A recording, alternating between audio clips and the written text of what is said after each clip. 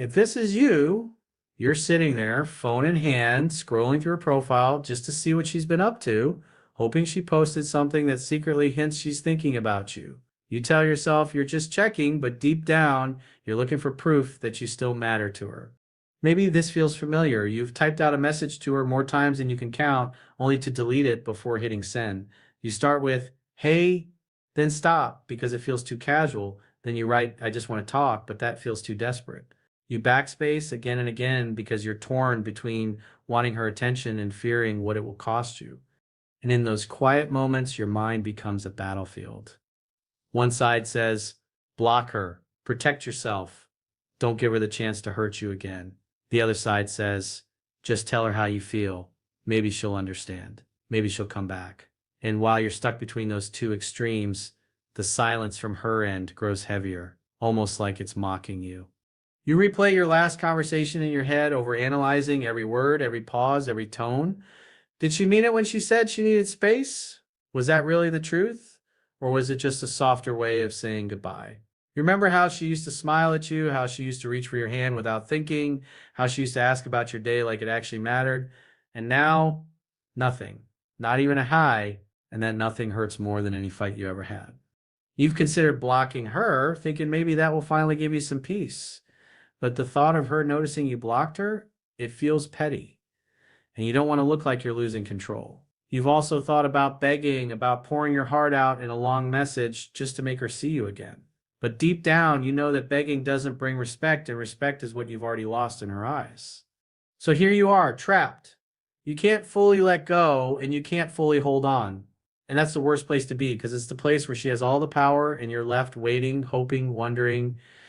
But what if there's another way, one that doesn't involve blocking her or begging for her attention?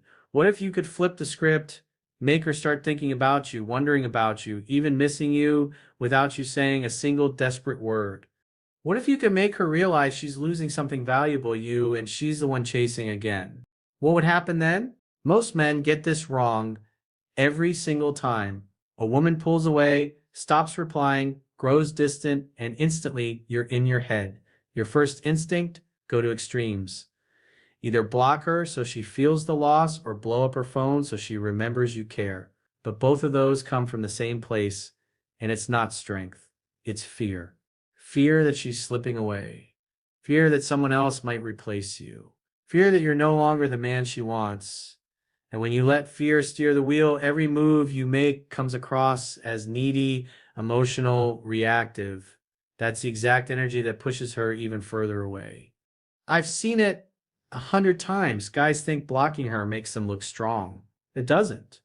It just tells her you can't control yourself. And begging? That's even worse. It screams, I've lost my value, but I'm hoping you'll give it back to me. That's not masculine. That's dependence. Here's the truth. A strong man doesn't punish a woman for her choices, and he doesn't plead with her to stay. He stands in his own presence. He owns his ground. One of the core masculine principles you probably weren't taught is this: stop trying to control her behavior and start mastering your own frame. A man in his frame doesn't need to react. He doesn't need to prove himself. He lets his actions, his energy, and his life speak louder than any message or argument ever could.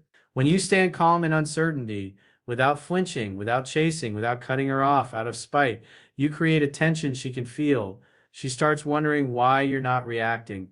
She starts feeling the gap. And that gap makes her question her decision. See, women are drawn to stability, not the fake kind you post on social media, but the deep, unshakable confidence that says, I'm good with or without you. That's not arrogance, that's self-respect. And when she feels that, the whole dynamic changes. You stop being the man trying to hold her, and you become the man she's trying not to lose. And here's the twist. Most men never get to that point because they panic. They can't sit in the discomfort long enough for her to feel it. But if you can resist the urge to react, you put yourself in a position most guys never will. So instead of blocking her, instead of begging, what happens if you play this differently? What happens if you become the one she has to think about at night, wondering if she's losing you? The phone was heavy in his hand, not because of the glass or the metal, but because of everything it represented. Every conversation, every picture, every late night goodnight that had slowly faded into nothing. His thumb hovered over her name like it had 1,000 times before. One swipe, and she'd be gone. Her profile, her updates, her last seen status wiped from his sight. One swipe, and maybe he could finally breathe without checking if she'd posted something, liked something, seen something. But his thumb froze. Blocking her would be final, and final wasn't what he wanted. He dropped the phone onto the couch beside him, but it might as well have been a siren blaring in the room. It lit up every so often, not with her name, but with everything else that wasn't her. And every time it stayed dark, the silence pressed harder against his chest. He could almost hear her laugh again. The one she used to have when they'd sit in the car at midnight talking about nothing and everything at the same time. He could almost feel the way she'd rest her head on his shoulder when the world got too loud. Even now, if he closed his eyes, he swore he could smell that faint, warm perfume she wore, the kind that lingered in the air long after she walked away. Maybe if I just tell her, he thought. One message. That's all. Just explain what I really meant that night. He imagined her reading it, her eyes scanning the words, and then he imagined the worst, that tiny pause before she replied, or worse, the reply that never came. He'd been there before. His chest tightened. He wasn't just thinking about her, he was thinking about himself, about how much of his time, his energy, his attention had been poured into someone who right now wasn't even thinking about him. Outside, the rain tapped lightly against the windows, soft but steady. Cars splashed through puddles. Somewhere in the building, a neighbor laughed. The world kept going, and he stayed still, caught between two urges: cut her off completely or reach out and beg her to see him again. But then another thought came, quieter but stronger. What if I did neither? He let that thought settle in. What if he didn't react? What if he didn't make her absence easy for her by removing himself entirely, and didn't make himself smaller by chasing? What if he simply stood his ground, kept living, and let her feel the gap on her own? It wasn't about playing games, it was about something deeper, respecting himself enough to not force her to value him, letting her come to that realization without him handing it to her. The phone buzzed just once. Her name lit up the screen. He didn't rush, didn't grab it like a lifeline. He let it sit there because for the first time in a long time, he realized the message he needed to read wasn't hers. It was the one he just sent to himself without typing a single word: I'm good, with or without you. A lot of men believe blocking her will prove something, that it's this decisive, powerful move that will make her stop in her tracks and think about what she's losing. They imagine her seeing their name disappear, feeling that absence, and coming back with regret. But here's the part most guys never stop to think about. Blocking her doesn't automatically make you stronger. If you're doing it because you can't handle the silence, if you're doing it because every time you see her online, you feel that ache in your chest, you're not blocking from power, you're blocking from pain. And there's a big difference. When you block from a place of calm, it's a boundary. You're saying, I know what's healthy for me, and I won't let anything cross that line. That's strength. But when you block from a place of hurt, it's not a boundary, it's a reaction. It's you saying, I can't sit in this feeling, so I'll make a move to feel in control again. And she can feel the difference. A man's strength is not measured by how quickly he can cut someone off. It's measured by how steady he can stay when his emotions are screaming at him to react. She didn't ghost you. You disappeared from yourself. The other false belief, thinking that begging will show her how much you care. You picture sending that long, heartfelt message, maybe even showing up in person, pouring everything out. You think if she can just see your sincerity, feel your love, she'll change her mind. And I get it. That urge is human. But here's the truth. When you beg, you're not just showing her your care, you're showing her your dependence. You're telling her that your sense of worth lies in her hands. And that's never attractive. Not because women are cold, but because no one is drawn to someone who's abandoned themselves to hold on to someone else. Begging for her attention only teaches her she doesn't need to give it. The irony is she already knows you care. That's not the missing piece. What she needs to feel, if anything is going to shift, is your stability, your groundedness, your ability to stand in uncertainty without trying to control her, without punishing her for pulling away, without chasing her out of fear of losing her. That's stability. That's what makes a woman start thinking differently, because suddenly you're not reacting like every other guy who's panicked and desperate. You're holding your ground, and she feels the space. And in that space, she has to wonder, why isn't he chasing me? Why isn't he trying to fix this? Is he moving on? And that is where the dynamic shifts, not because you played a game, but because you stayed true to yourself. So here sits the truth. Most men don't sit here. You don't need to block her to protect your peace. You don't need to beg her to protect your relationship. You need to return to yourself. Because when you do, when you stop letting her actions dictate your emotions, your presence changes, your energy changes, you stop radiating, I need you to choose me, and start radiating, I choose me. And that energy, that's magnetic. She might feel it and come back. Or she might not. But either way, you've already won. The gap between the average man and the 3% man isn't about being born with something special. It's not about having perfect looks, endless money, or knowing all the right lines. It's about the way he thinks when the pressure is on. It's about what he does in moments when most men lose their center.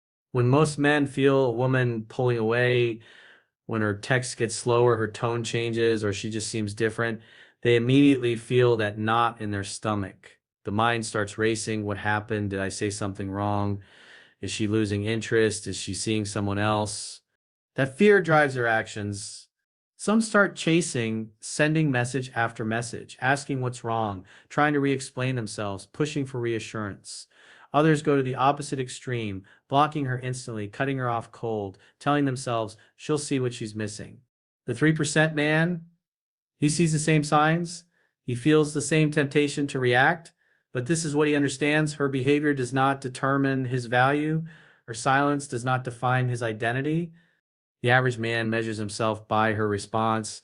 The 3% man measures himself by his own presence. He knows that blocking her out of pride isn't strength, it's fear dressed up as power. And begging her for attention isn't love, it's dependence, pretending to be devotion. He's learned that neither move serves him because both are about trying to control her feelings instead of mastering his own. This is how he leads with presence, not pressure, by staying grounded in his own life, his own mission, his own energy. Regardless of what she's doing, he's not out to win her back by force. He's not building his strategy around her reactions. He's holding his frame because it's who he is, not because it's a tactic. He understands something most men never will. Attraction is not built in pursuit. It's built in stability, in the quiet confidence that says, I'm good with or without you. That's not arrogance. That's self-respect. And she can feel the difference between a man who's holding his own and a man who's holding on to her for dear life. Where most men panic in uncertainty, the 3% man lets space do its work. Not to play games, but to allow the truth to rise. He knows that connection is only real if it's chosen freely. And the only way for her to choose freely is for him to stop forcing the choice. He's not afraid of losing her because he knows he won't lose himself. And that's the mindset shift. She's not the missing piece to his life. She's an addition to a life that's already full. This fullness changes everything. It changes how he moves. He's not checking his phone every 5 minutes. He's not rearranging his life for her uncertainty. He's not crafting the perfect paragraph to make her see his worth. Instead, he's living. And not in a performative way to make her jealous, but because he actually has things to live for. His presence becomes magnetic. Not because he's trying to pull her in, but because she feels the security, the calm, the groundedness that's so rare in most men. The 3% man doesn't block her to protect his peace. He carries his peace wherever he goes. He doesn't beg to protect a relationship. He knows real relationships don't need to be held together with desperation. He doesn't react to every mood shift she has. He understands that people are allowed to have space to have their own process without it shaking who he is. This is what he understands. When you stop abandoning yourself for her approval, you become a different kind of man. You're no longer trying to keep her. You're simply being you. And that's when she has to decide without pressure if she wants to be part of your life or watch someone else take her place. The irony? That's often the moment she starts leaning back in, not because you tricked her, but because you reminded her of the man she first felt drawn to. That's why he doesn't block, doesn't beg, and doesn't break. He just stays steady, living his life, letting her see what she stands to lose if she walks away. It sits quiet, not the kind of quiet that you notice when you first walk into a room, but the kind that creeps in over days, even weeks, the kind that feels heavy in your bones, the kind where the walls almost hum with stillness. You don't remember exactly when it started. Maybe after you stopped texting her first, maybe after you decided to give her space, maybe after you told yourself you wouldn't be the one to cave this time.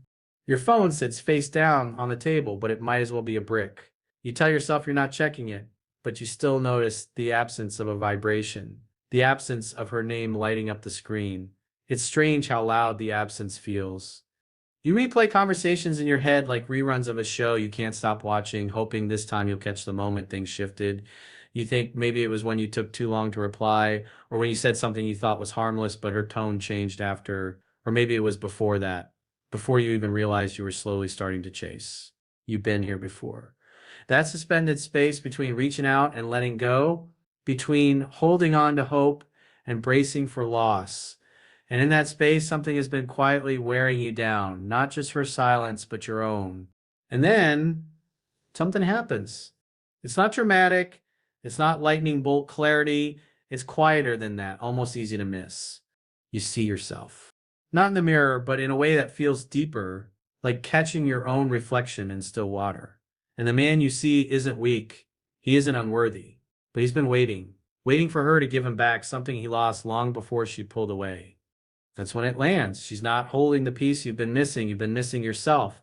The part of you that used to walk into a room with presence instead of permission, the part that laughed without wondering who was watching, the part that moved through life as if it belonged to you because it did. And as that truth settles in, you feel the shift. It's subtle at first. Your shoulders straighten without you thinking about it. You breathe a little deeper. The silence doesn't feel like an enemy anymore. It feels like space. Space you can fill with something other than waiting. You realize this moment isn't about her at all. It's not about blocking her to prove a point or begging her to see your worth. It's about finally standing still, not because you're frozen, but because you've remembered you have roots. You're not drifting. You're planted. The phone is still on the table. It may ring, it may not. She might come back, she might not. And for the first time, you realize it doesn't control you because the man you're becoming, again, he doesn't live on standby for anyone. You stand up and it feels different this time. Your body carries weight, but not the kind that drags you down, the kind that grounds you. You feel the floor beneath you. You hear the hum of the world outside your own thoughts. And somewhere in that stillness, you feel the quietest, most undeniable truth. You were never really waiting for her. You were waiting for you. And now you stir here. You don't win her back by proving your worth to her. You win your life back by remembering it was never lost.